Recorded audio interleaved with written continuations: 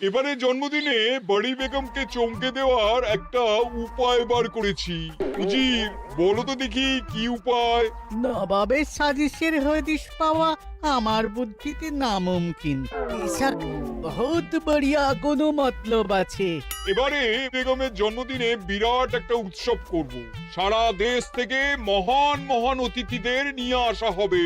দুনিয়ার সেরা সেরা খাবার, সেরা সেরা গাইয়ে, সেরা সেরা বাজিয়ে, সেরা সেরা নাচিয়ে রাতকে দিন করে দেবে এমন রোশনাই।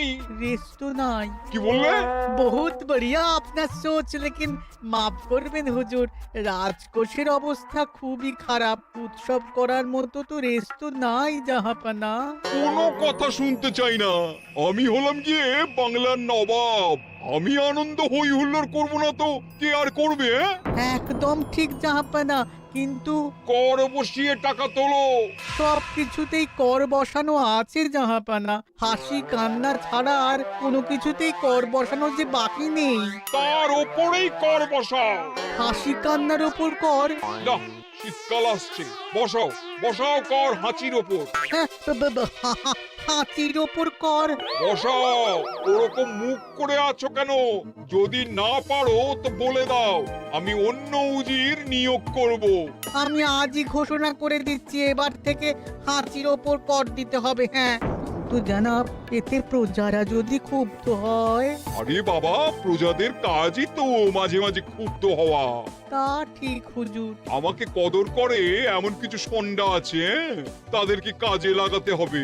বহুত খুব জাহাপানা। তাহলে হাঁচি গোনার লোকের ব্যবস্থা করে নি। ওই সন্ডারাই হাঁচি গুনবে। ওদের স্বেচ্ছাসেবক হিসেবে নিয়োগ করো। বহুত খুব জাহাপানা। সব জায়গায় লোক পাঠাতে শুরু করো। তবে কৃষ্ণনগরে বেছে বেছে লোক পাঠাবে। আর মনে রেখো, ওখানে গোপাল আছে।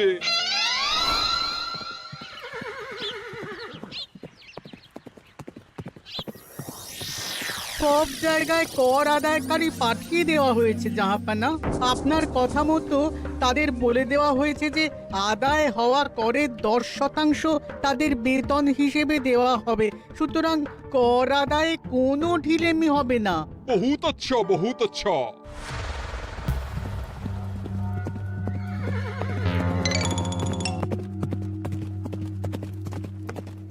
হ্যাঁ, তুমি ঠিক পড়েছো তো মন্ত্রী? হাঁচির উপরে কর? বলেন তো, আর একবার পড়ছি মহারাজ। আসলে এটা নবাবই মশকরা। আমাদের নবাব যে খুবই রসিক মানুষ তা তো আমরা দেখেছি। বারবার কৃষ্ণনগরের সঙ্গে রসিকতা করতে গিয়ে হাঁড়ি ফেটে রস একেবারে মাখামাখি হয়েছে, আর সারা গায়ে পিঁপড়ে ধরেছে। মশকরা নয়, একদম সত্যি কথা। হাঁচির উপরে কর বসানো হয়েছে, আর আমরা হলাম নবাবের খাস হাঁচি গোনার দল। আমরা এই কৃষ্ণনগরে থিতু হয়ে বসলাম বটে। এবারে হাঁচি গুনবো আর মোহর আদায় করব। গোপাল, তুমি কি বলো?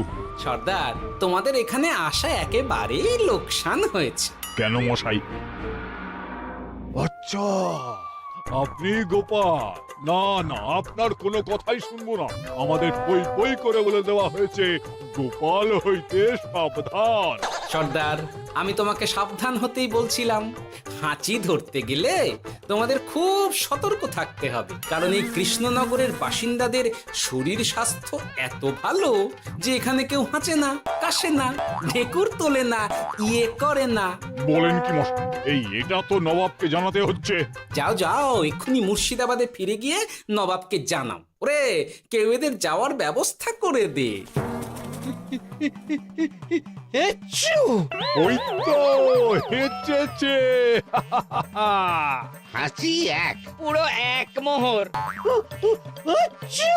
হাঁচি দুই, দুই মোহর। আরে, এটা তো হাঁচির বাচ্চা, এটা তো ধরলে চলবে না। কেন? হাঁচি হলেই তো হলো।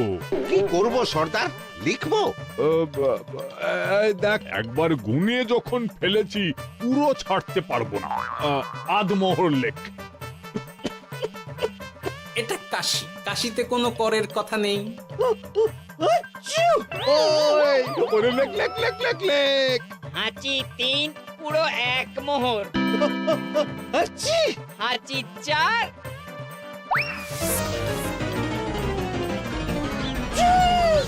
হাঁচি 5, লেখো। হাঁচি 6,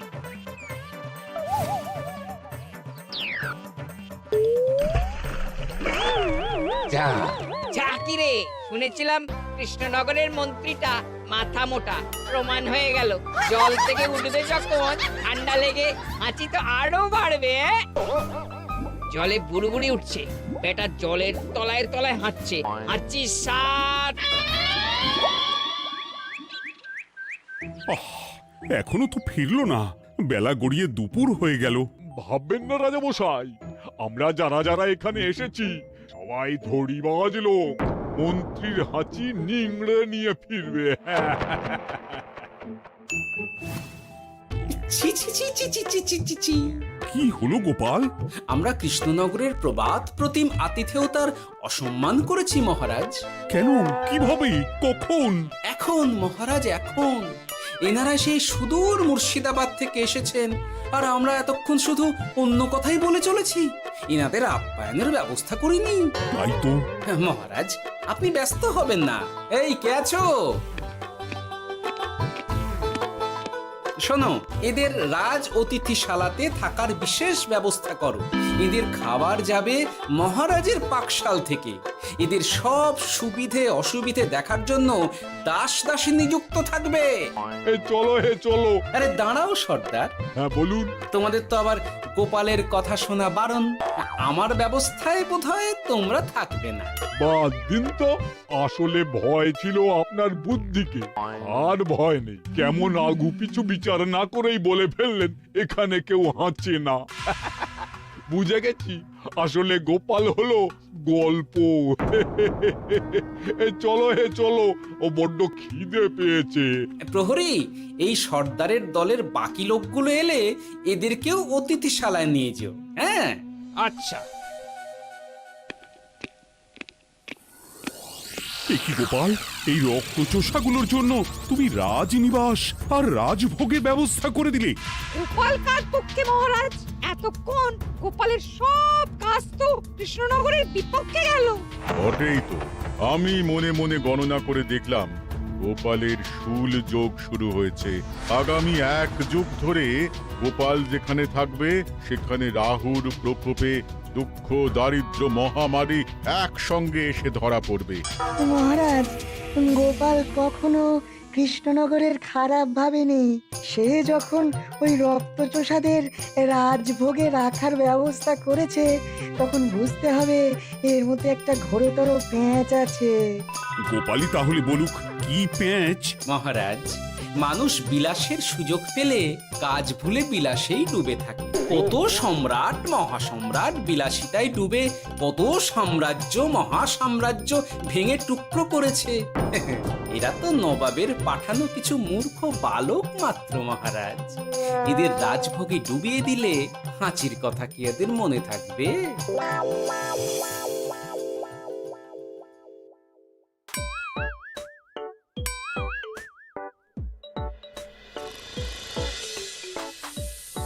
কি ব্যবস্থাপনা সব ঠিক আছে তো? হ্যাঁ, খাসা ব্যবস্থা হয়েছে। আপনারা আমাদের অতিথি বলে কথা, আরাম করুন।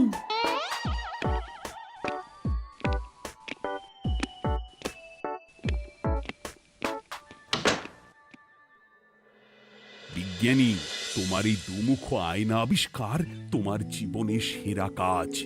একদিক দিয়ে আয়না, অন্য দিক দিয়ে কাঁচ। কেউ জানতেই পারবে না যে তার উপর নজর রাখা হচ্ছে। অনবদ্য অনবদ্য। মহারাজের জয় হোক। কিন্তু মহারাজ, এই কৃতিত্বের মূল ভাগীদার আমাদের মন্ত্রী। তাই নাকি? হ্যাঁ মহারাজ, মন্ত্রীর দুমুখ কাজকর্ম দেখেই দুমুখ আয়নার কথা আমার মাথায় আসে। মুখ সামলে কথা বলো বিজ্ঞানী। ওরা শুনতে পাচ্ছে।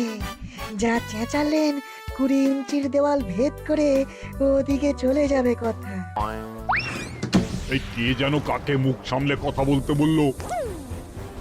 ওই বাইরে কেউ বলেছে। এই তোমরা সবাই শোনো, অতিথিদের যেন আদর যত্নের ত্রুটি না হয়।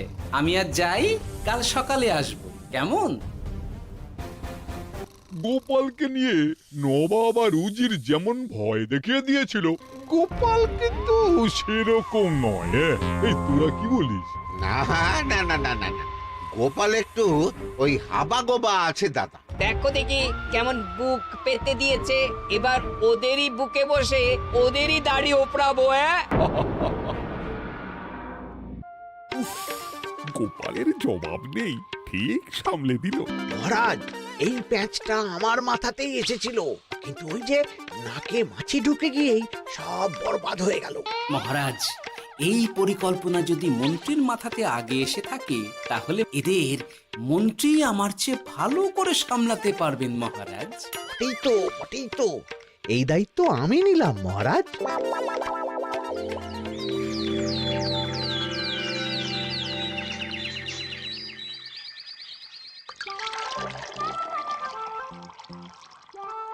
আহা, সকালে ঘুম থেকে উঠে এই রকম বেলের পানা যেন স্বর্গের অমৃত। আছে আছে, আরো আছে। পানীয়, খাদ্য, আরাম, আয়েশ, যত চাও তত পাবে। এ কি, আপনি গোপাল কোথায়? মহারাজ বিবেচনা করে দেখেছেন যে মহামান্য অতিথিদের পরিচর্যার ভার গোপালের মতো একজন ভাঁড়ের পক্ষে বহন করা সম্ভব নয়, তাই এই দায়িত্ব আমাকে দেওয়া হয়েছে। কিন্তু কোনো কিন্তু নেই সর্দার, আমি যে খানা পিনা নাচা গানা আমোদ আহ্লাদের ব্যবস্থা করেছি দেখে তুমি চমকে যাবে। দেখা নয় বিজ্ঞানী, এবার শুধু কাজের সময়। কাল মন্ত্রীর উপর ওদের ভার ছেড়ে দিয়ে কৃষ্ণনগরের যে সর্বনাশটি করেছো, কোনো কাজ করে আর সেটিকে সামলানো যাবে না। হ্যাঁ, আহা, তোমার দেখছি মন্ত্রীর উপরে একটুও আস্থা নেই। ঠিক কি প্যাচ করছো বলো তো? প্যাচের কথা পরে হবে, তোমাকে যত তাড়াতাড়ি সম্ভব হাঁচির ওষুধ আবিষ্কার করতে হবে। হাঁচির ওষুধ? হ্যাঁ, হাঁচির ওষুধ। ওভাবে দেখছো কি বন্ধু? তোমাদের কাজের সব দায়িত্ব এখন আমার কাঁধে। তোমরা আমোদ করবে আর আমি কর আদায় করে তোমার হাতে এনে তুলে দেব। সর্দার, এর মধ্যে একটা চাল আছে মনে হচ্ছে। কি আর আমি বুঝিনি। এখন কি করবে? বিশ্বাস করে আদায় উসুলের ভার এর উপরে ছেড়ে দেবে? পাগল নাকি? মন্ত্রী মশাই, বলো বন্ধু। বলছিলাম আর দেরিতে কাজ কি?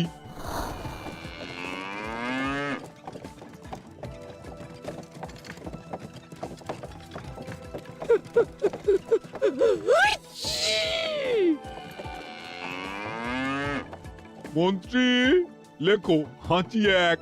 ওহে, তোমার নাম কি? মন্ত্রেশ্বর উজুরি আগে। লিখুন মন্ত্রী মশাই, নাম লিখুন। ওহে মন্তেশ্বর, হাঁচি কর, এক মোহর ছাড়ো দেখিনি। হাঁচি দুই।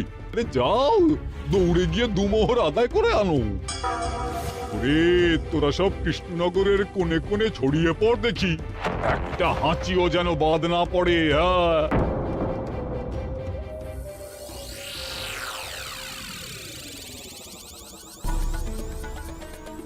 এটা হুজুরে আলা বর্ধমান, খাম্বাস এবং কৃষ্ণনগর থেকে। চমৎকার চমৎকার। তাহলে গোপাল কিছু করতে পারেনি, আমাদের যুব শক্তি কৃষ্ণনগরকে পুরো নিংড়ে নিয়ে আসছে।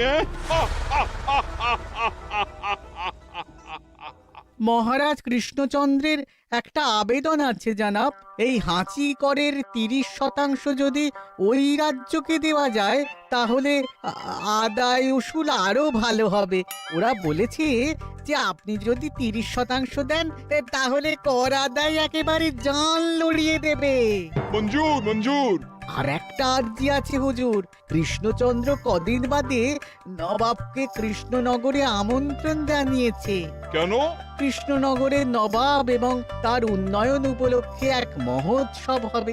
সেই সঙ্গে শহরে থাকা ইংরেজদের কাছেও নবাবের সৈন্য বলের এবং নবাব ও কৃষ্ণনগরের মধ্যে পারস্পরিক ভ্রাতৃত্বের সম্পর্কের বার্তাও পৌঁছে দেয়া যাবে।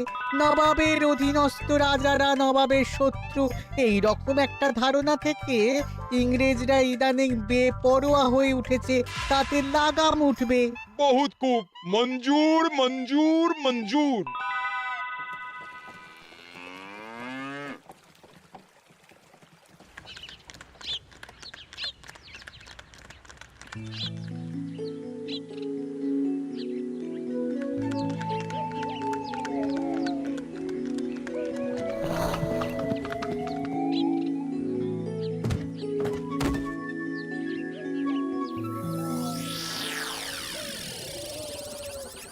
কি ব্যাপার গোপাল? জাহাপনা বলুন, কি খিদমত করব? আমি যা বলবো তাই করবে। অবশ্যই জাহাপনা। क्या बात উজির, তুমি সাক্ষী, মহারাজ কৃষ্ণচন্দ্র আপনিও সাক্ষী। গোপাল আমাকে কথা দিয়েছে আমি যা চাইবো তাই করবে। গোপাল, তুমি আমার সঙ্গে মুর্শিদাবাদ যাবে। এখন থেকে আমার দরবারের বিদূষক হিসেবে থাকবে, কেমন? ওরে ওরে ওরে ওরে ওরে তোরা বাজনা বাজা। এখন থেকে গোপাল আর কৃষ্ণনগরের নয়, গোপাল মুর্শিদাবাদের। জোরসে বাজা।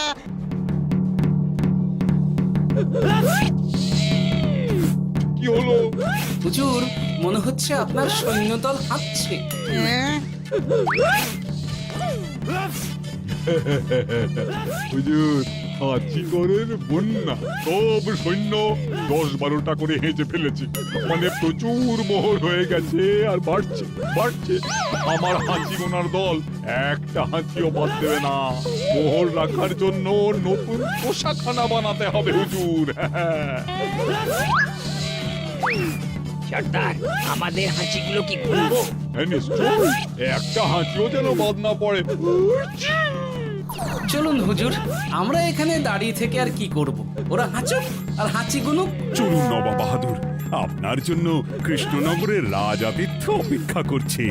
হুজুর, আমার মনে হয় আমাদের কৃষ্ণনগরে এখন আর দেরি করা উচিত হবে না।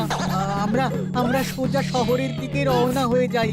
শহরের ইংরেজদের শিক্ষা দিয়ে ফেরার পথে আমরা কৃষ্ণনগরের আতিথ্য গ্রহণ করব। সে কি? মহারাজ, নবাবের মতো কর্তব্যপরায়ণ ইনসানকে তার কর্তব্য পালনে বাধা দেবেন না।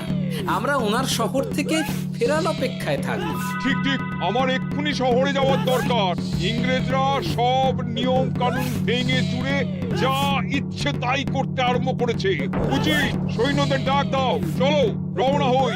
কিন্তু জাহাপনা, আপনার সৈন্যদের থেকে পাওনা মোহরগুলো এতক্ষণে যা হেঁচেছে, লাখখানেক মোহর তো হয়েই গেছে। ওটা আমরা নিজেদের মধ্যে বুঝে নেব। কিন্তু ওই করের 30% যে কৃষ্ণনগরের পাওনা। পেয়ে যাবে। শহর থেকে ফিরি। আরেকটা কথা, হাঁচিকর ব্যবস্থা এখন থেকে উঠে গেল।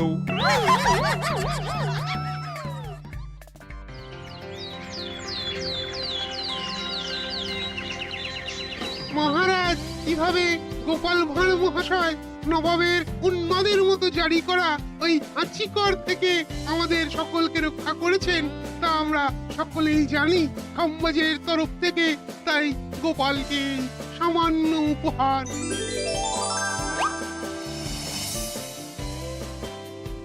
ওহ গোপাল, সত্যি তোমার জবাব নেই। কিছুই হতো না যদি না বিজ্ঞানী ওই হাঁচি চূর্ণ আবিষ্কার করত। এই উপহারের অর্ধেক কিন্তু বিজ্ঞানী। সবই তো বুঝলাম, নবাবকে সৈন্য সহ নিমন্ত্রণ থেকে সৈন্যদলকে হাঁচি চূর্ণ মাখানো চাঁদোয়ার তলায় ঢোকানো পর্যন্ত। কিন্তু চাঁদোয়া থেকে হাঁচি চূর্ণ ঝরে পড়লো কি করে, সেটাই তো বুঝলাম না। এটা তুমি বলো বিজ্ঞানী। শব্দে বাতাসে কম্পন তৈরি হয়। গোপালের হাততালিতে আমার ঘরের শাড়ি থেকে হাঁচির জন্য ঝরে পড়েছিল। এখানে চাঁদোয়া থেকে ঝরে পড়েছিল বাজনার শব্দে। কি ব্যাপার বিজ্ঞানী, তুমি এখন ছেলে খেলা করছো? হাঁচির ওষুধ হয়ে গেছে। হয়ে গেছে? মূল উপাদান তামাক, গোলমরিচ আর আলকুশির গুঁড়ো। কাজ হবে? হাততালি দাও। কাজ হলো। ব্যাপারটা কি হলো? ওই শাড়িটাতে হাঁচি চূর্ণ মাখানো আছে, তোমার হাততালির শব্দের কম্পনে ঝরে ঝরে পড়েছে। একবার নাকের কাছে এলে পিঁপড়ে থেকে পিশাচ হাঁচতেই হবে, হাঁচতে হবেই হবে। নবাব যদি বাজনা বাজাতে না বলতো। আমাদের বাজনদাররা তৈরি ছিল মহারাজ। যাক, সবই ভালোই ভালোই মিটে গেল। যার শেষ ভালো তার সব ভালো। ব্যাস, এখন শুধু একটাই কাজ বাকি। নবাবের কাছ থেকে করের 30% বাবদ পাওনা মোহর মুর্শিদাবাদে গিয়ে নবাবের কাছ থেকে তুমি নিয়ে আসবে। আচ্ছা মহারাজ,